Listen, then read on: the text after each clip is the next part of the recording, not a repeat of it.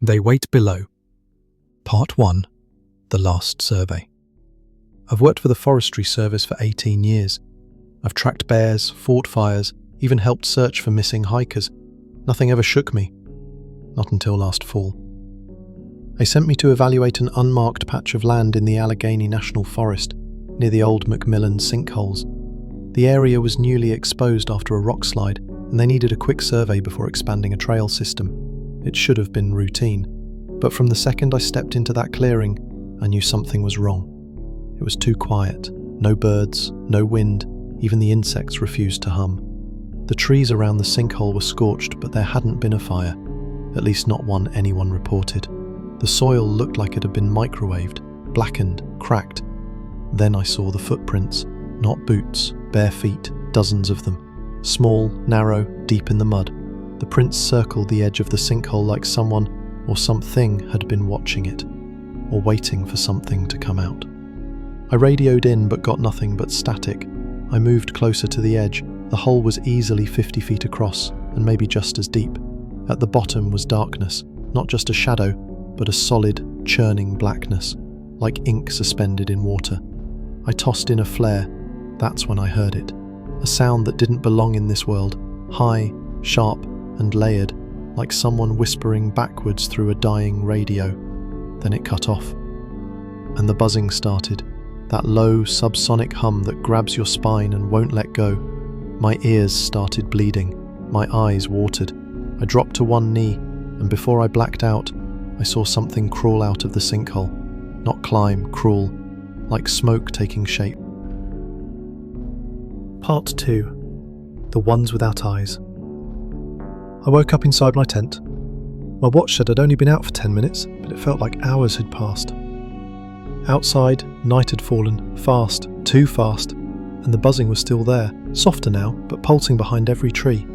I packed my gear in a panic, but when I unzipped the tent flap, the forest was wrong. The trees weren't where they had been. My GPS spun uselessly. The stars overhead, twisted, misplaced, flickering in colours I couldn't name. And then I saw the lights. Dozens of pale white-blue orbs hovering between the trees, blinking in patterns. Not fireflies, not drones. These things watched. When I moved, they adjusted, like a net tightening around me. I started walking. No path, no direction, just away. After about 30 minutes, I reached an old fire tower, abandoned, rotting. But the ladder held and I climbed up, hoping for signal, for shelter, for something. From the top I could see the entire forest and the sinkhole. It was glowing now. The light pulsed like a heartbeat, and around it figures moved. Dozens of them, maybe hundreds, thin, tall, some hunched over, some crawling. No features, just pale shapes swaying together in sync. That's when one of them looked up at me. I don't know how I knew. It didn't have eyes, no face, but somehow I knew it was staring directly at me. It didn't move at first, just tilted its head. Then it started climbing the tower. Not fast, not slow, just steady. I could hear the wood groaning beneath it. I aimed my flare gun and fired. The flare hit it dead center and passed straight through, like it wasn't fully here. It kept coming. I didn't wait to see what happened next. I jumped. Part 3. They're still here. I woke up in a hospital in Warren County. A hiker had found me half buried in a ravine, unconscious, covered in scratches and burns. They said I'd been missing for 4 days. I couldn't remember anything after the jump. At first, I thought it was over. Maybe it was a hallucination, or some kind of gas exposure. That's what the rangers thought, explained away everything with science and stress. But then the nightmares started. Every night, I dream of that sinkhole, of those creatures crawling out, twitching, swaying, reaching. I dream of static crawling into my ears, of black eyes opening inside my skull. And sometimes, I don't wake up in bed. Once, I woke up in my backyard, barefoot, holding my compass. Another time, I woke up in my car, 2 towns over, engine running, and no memory of the drive. But the worst was last week. I woke up standing at the kitchen window, staring out at the woods. I wasn't alone. There, standing at the tree line, was one of them, A pale, tall shape.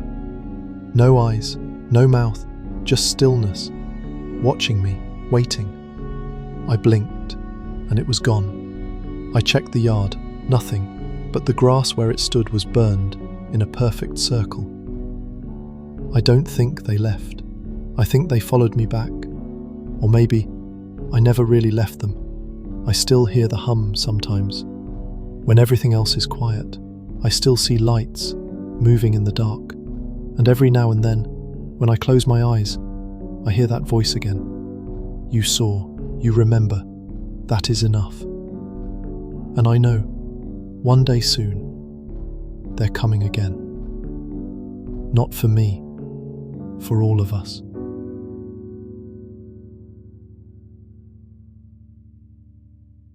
The Visitors in the Field, Part 1, The Night Shift. I never believed in aliens until that night. Not seriously, anyway. I was working a late-night security job at a remote research facility outside Roswell. Most of the job was dull, checking fences, watching cameras, making sure the power generators ran smoothly. But that night something felt off. It was just past midnight when the lights in the control room started flickering. The monitors glitched out, then all went black for a solid 10 seconds. When they came back on, the cameras facing the east field showed nothing but static. I grabbed my flashlight and stepped outside, the cold biting at my face. The sky was clear, stars everywhere, the Milky Way stretched like a glowing ribbon. That's when I saw it. A faint glow, low to the ground, pulsing softly in the eastern field, like a mist made of light, drifting over the tall grass. I took a few cautious steps forward. The air around me suddenly dropped in temperature. My breath came out in clouds. Then the humming started, a low vibration that seemed to come from the very earth itself. It grew louder, filling my ears, making my teeth ache. And then I saw them, 3 figures standing motionless in the mist, barely more than silhouettes. They were impossibly tall and thin, with elongated limbs that bent in unnatural ways. Their heads were large, egg-shaped, and smooth. No eyes, no mouth, nothing human about them. I froze. One of them turned slowly toward me. Though it had no face, I felt its gaze pierce through me like a blade. Suddenly, the mist thickened, swirling around my legs like cold fingers. The humming exploded into a piercing scream inside my head. I tried to scream, but no sound came out. Then everything went black. Part 2. The Silence. I woke up alone in the field, lying face down in the wet grass. My body ached like I'd been hit by a truck. The mist was gone, and the stars were replaced by a thick, grey fog. I sat up, dizzy and disorientated. The humming was gone, but a deep silence settled around me, unnatural, suffocating silence. No crickets, no wind, not even the distant hum of the power plant. My phone was missing. My keys too.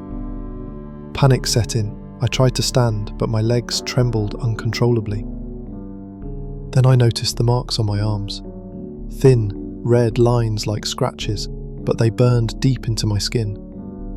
I staggered back toward the facility, but the landscape looked wrong. The trees were twisted and blackened, and the ground beneath me seemed to shift subtly, like the earth itself was alive. Then I heard footsteps behind me, slow, deliberate. I turned. Nothing. But the feeling didn't go away. The footsteps kept pace with mine, growing louder but never revealing their source.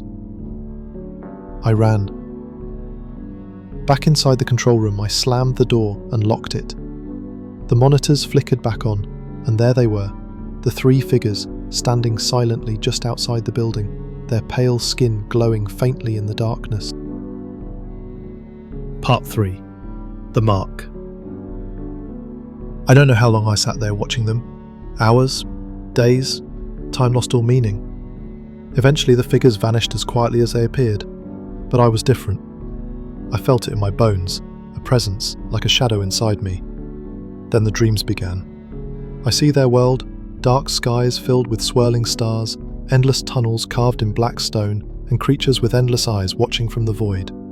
I see myself standing before their leader, A towering figure with a crown of light and no face. It speaks without sound, imprinting words directly into my mind. You carry the mark. You will bring the gate. I wake up sweating, the red scratches on my arms glowing faintly in the dark. I tried to tell people, friends, co-workers, even a doctor. They all said the same thing. Stress, hallucinations, you need rest. But I know the truth. They've marked me. They're coming back. And when they do, the gate between worlds will open. I'm the key. And I don't know if I can stop what's coming next.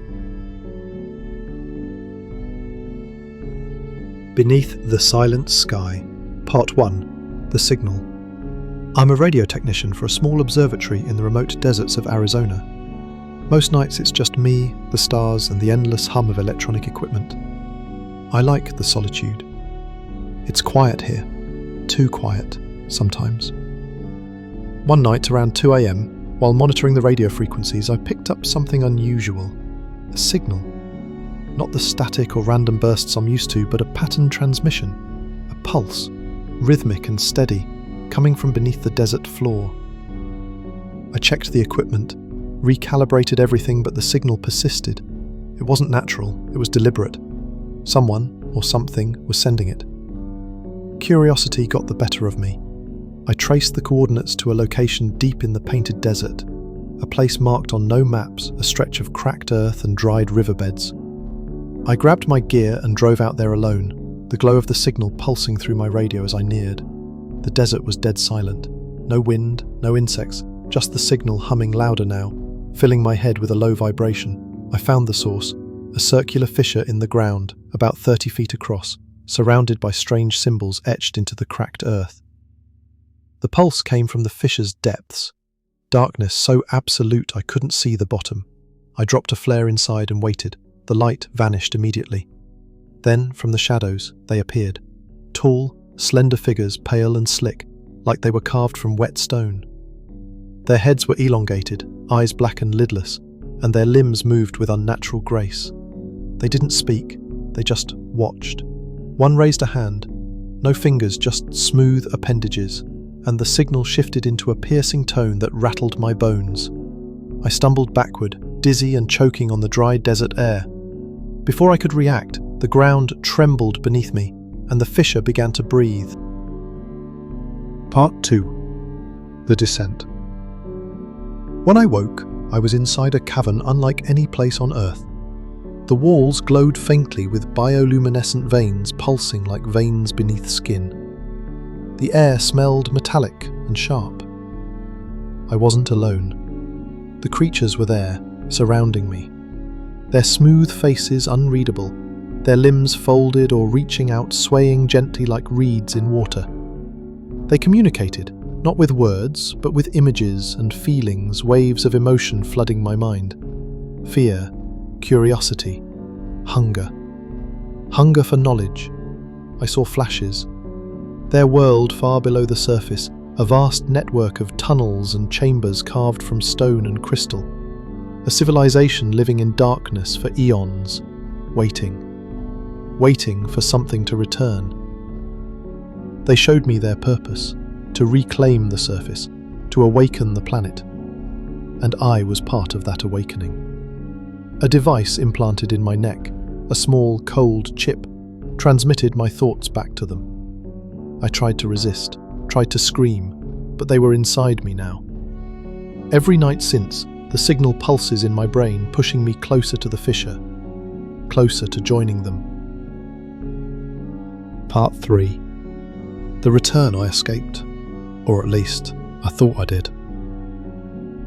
When I opened my eyes, I was back in my truck, parked in the middle of the desert. No sign of the fissure, no glowing symbols, no trace of the creatures, just the sun rising on the horizon like it always had. But the silence was wrong. The desert's usual morning sounds, wind pushing dust, the chatter of insects, birds overhead, were gone. Even the engine of my truck, though idling, made no noise. I could see it rumbling, feel the vibration in the steering wheel, but I heard nothing. It was as if sound itself had been stripped away. Then, slowly, it returned. First a low hiss, then a static buzz, and finally the radio sprang to life with a voice that didn't belong to any station I'd ever heard. "You are marked. You carry the gate." I slams the power off. The hum inside my skull remained. I drove straight back to the observatory in a daze, trying to convince myself I'd hallucinated everything. Maybe I hit my head in the cave. Maybe I'd been exposed to some gas. But no explanation stuck. The facts were too real. The cold metal in my neck, the dreams, the signal. I ran every scan I could on myself. Ultrasound, X-ray, nothing showed up. But I could feel it inside me. A faint clicking just under the skin, like an insect trapped in my spine. I left my job, packed up, tried to leave the state, but I couldn't go more than a few miles without that hum growing louder. Every time I got farther from the fissure, the pain would start. Headaches that split my vision, nausea that left me on the side of the road. Something inside me wanted to stay near it. Or, more accurately, it wouldn't let me leave. That's when the sightings began. At first, just quick glimpses. A tall figure in my rear-view mirror, a pale face staring through my window at night. Lights above my house hovering silently, then vanishing the moment I reached for my phone. The dreams turned into something else. Not just memories or flashes, but instructions, coordinates, symbols, construction diagrams. And then one night, I woke up standing in my backyard, barefoot, my hands covered in dirt. I'd been digging a perfect circle in the earth, 10 feet wide, 2 feet deep, the exact shape of the fissure. At the centre, I'd placed smooth stones in a pattern that matched the symbols I'd seen burned into the desert floor. I have no memory of doing it. But the worst part? I looked up, and it was already there. Not in the ground, but above, a massive, silent shape hovering just above the trees. Triangular, matte black, blotting out the stars. I couldn't move, couldn't breathe. I just watched as a beam of blue light stretched down and touched the pattern in my yard. It didn't burn, it pulsed, a signal, the same one I'd first heard from the fissure. And then, once again, I blacked out. When I woke, it was morning. The pattern was gone. The dirt undisturbed, no sign of the light, but my left arm was different. A mark burned into the skin just beneath the elbow, a circle made of thin, intersecting lines with a vertical slit through the centre. It wasn't scar tissue. It glowed faintly, pulsing in time with that same humming signal I could never escape. People say you can't remember dreams after you wake up. I remember everything now. I remember what they showed me. There is a network of tunnels beneath the earth, older than any civilization. Their technology is beyond anything we understand. They've been waiting for millennia, not to invade, not to destroy, but to transform. Humans, they told me, are vessels, temporary, disposable, but some of us are compatible. Some of us can carry the gate, and once enough of us are activated, they can come through. Not just from beneath the earth, but from elsewhere, from where they truly come from. I'm one of them now, a carrier, an anchor point. I don't want to be, but it's too late. The signal draws others to me. Strangers have started appearing near my home. Pale faces, lost hikers, people with the same mark. We don't speak, we just know. And now, the earth itself is changing. The night sky has begun to flicker again, like a faulty projection, stars disappearing, new ones appearing in impossible constellations. The air feels heavier, the animals have gone silent. And last night I heard it again, not just in my head but in the sky itself. A voice, layered in 1,000 frequencies, whispering in every language at once. The gate is open. This morning I turned on the radio. Every station was broadcasting the same thing, just static. Then, underneath the static, the same hum, the same pulse, the one that started it all. I think the countdown has begun. I don't know if there's any way to stop it, but if you're hearing strange signals, if you're seeing the marks, if you wake up in places you don't remember going, it's already begun for you too. And once it starts, there's no going back. Because they're not coming, they're already here, and they're waking up